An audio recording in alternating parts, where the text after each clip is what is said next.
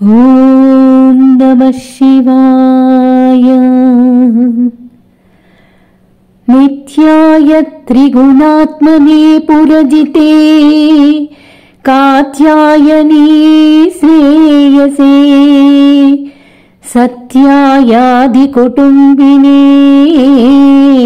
మునిమన ప్రత్యక్ష చిన్మూర్తయే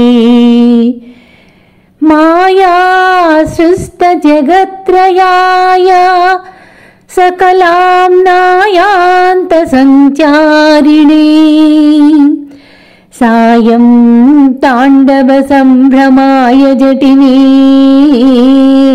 సేయం నతిశ్యం భవే. ఈ శ్లోకంలో ఆచార్యులు పరమేశ్వర తత్వాన్ని, నిగూఢంగా ఉన్నటువంటి రహస్యాన్ని చక్కగా మనకు బోధ చేస్తూ ఉన్నారు. ఆ పరమేశ్వరుడు నిత్యమైనటువంటి వాడు. ఈ సృష్టిలో ఉండే మిగతా వస్తువులన్నీ కూడా పుడుతూ ఉంటాయి, వినాశం అవుతూ ఉంటాయి. కానీ పరమేశ్వరుడు 3 కాలాలలో మార్పు లేకుండా ఏకరూపంతో నిలిచి ఉంటాడు. కాబట్టి ఆయన నిత్యుడు అంటున్నారు. నిత్యాయ త్రిగుణాత్మనే, తన యొక్క త్రిగుణాలనే తన యొక్క శరీరాలుగా బ్రహ్మ, విష్ణు, రుద్ర రూపాలలో కనిపిస్తూ ఉంటాడు.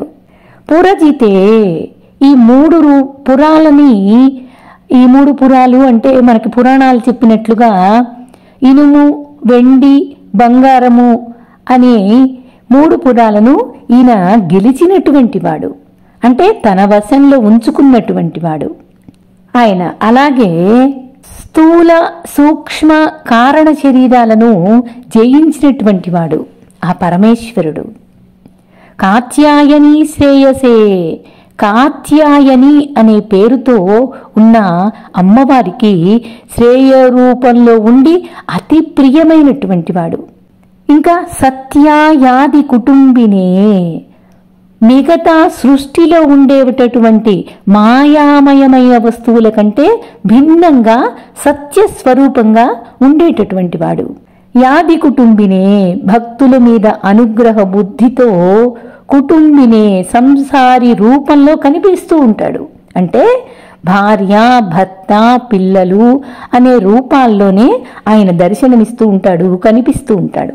ఇంకా ఏమంటున్నారు? మునిమన ప్రత్యక్ష చిన్మూర్తయే, మునుల యొక్క మనస్సులలో ప్రత్యక్షంగా భాషించేటటువంటి వాడు.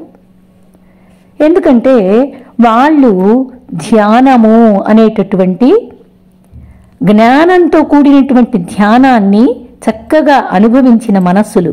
అందుకని వాళ్లకు ఆ మునుల యొక్క మనస్సుల్లో ప్రత్యక్షంగా భాషిస్తూ ఉంటాడు. అదే చిన్మూర్తి రూపం కలిగినటువంటి వాడు.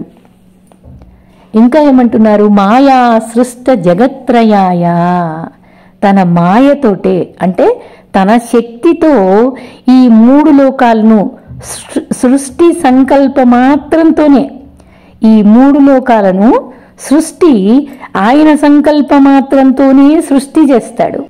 ఆమ్నాయాంతాలు, సకలామ్నాయాంత సంచారిణే, ఆమ్నాయాంతాలు అంటే వేదాలు, వేదాల యొక్క నిర్ణయాలను ఉపదేశించేటటువంటి ఉపనిషత్తు వాక్యాలన్నిటిలోనూ సంచరించేటటువంటి వాడు. అంటే ఉపనిషత్తు వాక్యాల చేతనే ప్రతిపాదన చెయ్యబడేటటువంటి వాడు ఆయన. సాయం తాండవ సంభ్రమాయ జటిని, సంధ్యా సమయంలో ఆయన ఆనంద తాండవం చేస్తాడు. అటువంటి శేయం నతిశంభవే, అటువంటి శంభువుకు నా నమస్కారములు అని ఈ శ్లోకంలో పరమేశ్వర తత్వాన్ని స్తుతి చేస్తూ నమస్కరిస్తూ ఉన్నారు. క్రితం శ్లోకము ఆయన ఆత్మతత్వం గురించి బోధ చేశారు. ఆ తత్వజ్ఞానం ఎలాగ అనుభవించాలి అనేది బోధించారు. ఇక్కడ ఆయన తత్వాన్ని ఉపదేశం చేస్తున్నారు మనకి. అటువంటి ఈ శ్లోకంలో పరమేశ్వర తత్వం నిత్యమైనది అని, వినాశం లేనటువంటిది పరమేశ్వర తత్వం అని మనకి చెప్తున్నారు. సత్వం, రజస్సు, తమస్సు అనేటటువంటి 3 గుణాలను శరీరాలుగా తీసుకున్నాడు. అందులో రజస్సు అనేది క్రియాప్రధానమైంది. కాబట్టే ఈ బ్రహ్మ అని పిలువబడుతూ ఉన్నాడు. బ్రహ్మ అనే పేరుతోటి సృష్టి చేస్తూ ఉన్నాడు.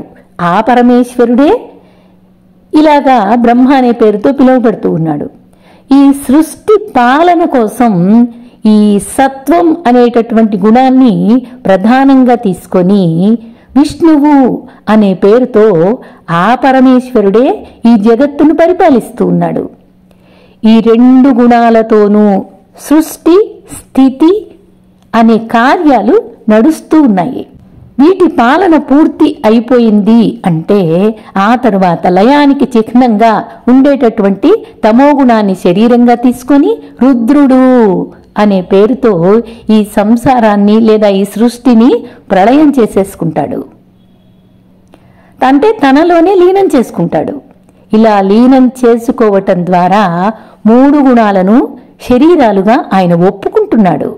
తర్వాత ఆయా సందర్భాలను బట్టి ఆయన రూపాల ద్వారా తానే ఏకరూపుడైన భిన్న భిన్న రూపాలతో పనిచేస్తూ ఉన్నాడు. అంటే ఉన్నది మొత్తం ఆయనే, సందర్భాన్ని బట్టి రూపాన్ని తీసుకుంటూ ఉంటాడు. త్రిగుణాత్మ పురజితే ఈ పదాలతోటి ఈ 3 గుణాల యొక్క సంబంధం పరమేశ్వరుని వైపు నుంచి మాత్రం లేదండి. ఇది గ్రహించుకోవాలి. ఈ 3 గుణాల సంబంధం ఆయన వైపు నుంచి లేదు. ఈ 3 గుణాలను కేవలం ఉపకరణాలుగా స్వీకరిస్తున్నాడు తప్ప వాటి యొక్క మోహం అనేది మోహంలోకి ఆయన వెళ్ళలేదు, ఆయనకు లేదు. దానికి చిహ్నంగా పురజిత్తుగా నిలబడుతున్నాడు. పురజిత్ అనే పదం అందుకే ఇచ్చారు. ఒకవేళ ఈ సత్వ, రజ, తమో గుణాలకి లోబడి ఉన్నట్లయితే సామాన్య మానవుడిగా ఈయనకి కూడా శరీరం అనేది ప్రాప్తించి ఉండేది. శరీరం మీద అభిమానము తప్పనిసరిగా ఉండేది. కానీ ఈయనకు అలాంటి వ్యామోహం లేదు. కాబట్టి పురజిత్తుగా నిలబడి ఉన్నాడు. పురాలు అంటే ఇక్కడ ఇంకొంచెం విపులంగా ఈ స్థూల శరీరం ఒక పురంగా ఆ శరీరంలో సూక్ష్మంగా కనిపించేటటువంటి లింగ రూపం. పురాలు అంటే స్థూల శరీరం. ఇంకా ఈ ఒక్క పురం, స్థూల శరీరం అనేది ఒక పురం అనుకుందాం. ఆ శరీరంలోనే సూక్ష్మంగా కనిపించే లింగ రూపం, లింగ శరీరం 2వ పురం. ఈ రెండింటికి కారణంగా ఉండేది మాయా అనేటటువంటిది 3వ పురం. అంటే స్థూల, సూక్ష్మ, కారణ శరీరాలు అని పిలువబడే ఈ 3 పురాలని ఆయన జయించేశాడు. సామాన్య మానవులు ఈ 3 పురాలను గెలవలేరు. సామాన్యంగా అందరూ మానవులు వాటి ఆధీనంలోనే ఉంటారు. ఎంత ఉపనిషత్తు వాక్యాలు వింటున్నా, ఎంత వేదాంత ప్రవచనాలు చేస్తున్నా వీటి గుణాల ఆధీనంలో నుంచి మాత్రం తప్పుకోలేరు. ఈ 3 పురాలను గెలవలేరు. ఆయన సగుణ రూపం పార్వతీ అమ్మవారి భర్త రూపంలో ఉంటాడు. ఇంకా కుటుంబ రూపంలో కనిపిస్తూ ఉంటాడు. ఇదంతా ఎవరి కోసం అంటే భక్తానుగ్రహం కోసం మాత్రమే ఆయన అలా కనిపిస్తూ ఉంటాడు. ఆయనకు భార్య, పిల్లలు, కుటుంబం అనేది లేదు. ఆయనకు భార్య అసలు భిన్నంగా ఉంటే కదా, ఆయనకు భిన్నంగా ఏమీ లేదు. ఆయన రూపంలో భాగమే ఇదంతా కూడా. సత్యాయ అనే పేరు అందుకే వచ్చింది.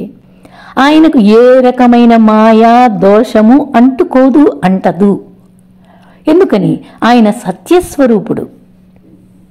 ఆయనలో ఏ మార్పు లేదు. కేవలం ఆయన మాయ ద్వారా రూపాలను సాధకులకు అనుగ్రహ రూపంగా చూపిస్తూ ఉంటాడంతే.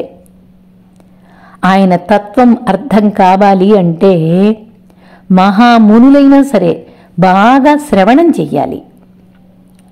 శ్రవణం చేస్తే ఎవరో 1% మాత్రమే ఆ నిర్గుణ రూపాన్ని దర్శించగలుగుతారు. అంటే పూర్వజన్మ సుకృతంలా ఉత్తమ జన్మగా తీసుకుని వస్తే మాత్రమే అది సఫలీకృతమవుతుంది. అయితే ఎంత శ్రవణం చేసి బాగా మననం అనే పరిశ్రమ చేసి తీరాలి. తన స్ఫూర్తితో వాళ్ళ యొక్క మనస్సులలో జ్ఞాన చిన్మూర్తితో తన యొక్క జ్ఞాన స్వరూపంతోనే సాక్షాత్కరిస్తాడు. అంతకు తప్పితే వేరే మార్గం లేదు. జ్ఞానం అనేది తెలియాలి. ఇక్కడ జ్ఞానం తప్పితే ఇంకా వేరే మార్గం లేదు. జ్ఞానస్వరూపుడు ఆయన. అందువల్ల జ్ఞానంతో మాత్రమే అనుభవించగలుగుతాం. మాయావి అంటే ఈ సత్వ రజ స్తమో గుణాలైనటువంటి మూల ప్రకృతి. ఇదంతా మూల ప్రకృతిని తన అదుపులో ఉంచుకొని మాయికుడుగా మాయా సృష్ట జగత్రయాయ అన్నారు కదా, మాయికుడుగా అనేటువంటి ఈ రూపంలో తెలుస్తూ ఉన్నాడు. మాయా సృష్ట జగత్రయాయ, ఈ జగత్తులో మాయా రూపంగానే తెలుస్తూ ఉన్నాడు. మాయ ద్వారా ఈ ప్రపంచ సృష్టికి కావలసినటువంటి ముడిసరుకుని తీసుకొని ఆ ముడిసరుకుతో ప్రపంచ సృష్టిని మాయావిగా తానే చేస్తున్నాడు. తాను ఈ ప్రపంచంలో భాగం కావడం లేదు. ప్రపంచం కంటే భిన్నంగా ఉన్నాడు. కానీ సృష్టిని మాత్రం చేస్తూ ఉన్నాడు. ఆ మాయా జీవుల యొక్క కర్మ ఫలాలను ఇవ్వడం కోసమే ఈ సృష్టిని చేస్తూ ఉన్నాడు. అంత మాయే. జీవులు మాయా, కర్మ ఫలాలు మాయా, ఇవ్వడం మాయా, తీసుకోవడం మాయా. సత్యమేమిటి అంటే పరమేశ్వరుడు మాత్రమే సత్యం. అది ఏ రూపం? తేజోరూపం అని అనేక ఉపనిషత్తుల ద్వారా శ్రవణం చేసిన మీదట ఈ అనుభవం, ఈ విధానం, ఈ విషయం మనకు అర్థమవుతుంది. ఇన్ని విశేషాలు మీకు ఎక్కడి నుంచి తెలుస్తున్నాయి అంటే ఉపనిషత్తు వాక్యాలు తీసుకున్నా, ఏ వేదాంత వాక్యం తీసుకున్నా, మననం చేసినా ఈయనే సర్వాంతర్యామిగా తెలుస్తూ ఉన్నాడు. అంతకంటే వేరే ఇంకేమీ తెలియట్లేదు. అటువంటి సత్యస్వరూపుడు ఆయన. ఇంకా ఏమంటున్నారు? సాయం తాండవ సంభ్రమాయ జటినే. అటువంటి సాయంకాలంలో, సంధ్యా సమయంలో తాండవ నాట్యంతో సంభ్రమంగా జడలు కలిగి మానవులకి దగ్గరగా కనిపిస్తాడు. దగ్గరగా కనిపించే ఆ పరమేశ్వరునికి శేయం నతి శంభవే, ఆ శంభునికి నమస్కరిస్తూ ఉన్నాను. ఆ తాండవ స్వరూపుడికి నా నమస్కారాలు అందించుకుంటూ ఉన్నాను అని చెప్పడం ద్వారా పరమేశ్వర తత్వాన్ని మానవులకు అర్థం చేయించే దిశగా ఉపదేశం ఒకవైపు చేస్తున్నారు ఆచార్యులు. మరొక వైపు ఆ తత్వాన్ని అందుకోవడం కోసం ఏ దారులలో ఏ ఉపనిషత్తు వాక్యాలను పట్టుకోవాలో వాటిని కూడా కాస్తంత సూచనగా చెప్తూ ఉన్నారు. ఈ 2 శ్లోకాలలో పరమేశ్వర తత్వాన్ని మనం సరిగ్గా అర్థం చేసుకోవటవలసిన అవసరం ఎంతైనా ఉంది. మరికొంత లోతుగా ఈ శ్లోకాలలో చెప్పిన ఉపనిషత్తు వాక్యాలను అర్థం చేసుకోవలసి ఉంది. పరమేశ్వరుని ఉనికిని నిర్ధారించుకొని పరమేశ్వర అనుగ్రహం ద్వారా మరింత దృఢంగా ఆ సగుణ రూపాన్ని ధ్యానించి నిర్గుణ రూపాన్ని సాధించే ప్రయత్నం తప్పనిసరిగా పరిపూర్ణంగా ఈ సాధన చేసి తీరాలి. అది జ్ఞానంతో కూడిన ధ్యానం ద్వారానే మనకు అనుభవం అవుతుంది. ఈ విషయాన్ని కాస్తంత లోతుగా ఆ తత్వజ్ఞానం అంటే లోతుగానే ఉంటుంది. సామాన్య మానవులకి శ్రవణం ద్వారా సరిపోదు. మననం, నిధి, ధారణ అనేవి తప్పనిసరిగా చేసి తీరాలి. మరలా మరలా మరలా మరలా ఈ ఉపనిషత్తు వాక్యాలను, వేదాంత సారాన్ని మనం శ్రవణ మనన నిధి ధారణల ద్వారా, ధ్యానం ద్వారా, జ్ఞానం ద్వారా మాత్రమే ఆ పరమేశ్వర తేజస్సుని అనుభవించగలుగుతాము అనే విషయాన్ని ఆచార్యులు ఈ శ్లోకంలో నిర్ణయించి ప్రతిపాదన చేశారు. नित्याय त्रिगुणात्मने पुरजिते कात्यायनी श्रेयसे सत्यायादिकुटुम्बिने मुनिमन प्रत्यक्ष चिन्मूर्तये माया सृष्ट जगत्त्रयाय सकलाम्नायान्त संचारिणे सायं ताण्डव संभ्रमाय जटिमे सेयं नतिस्यं भवे। ॐ नमः शिवाय।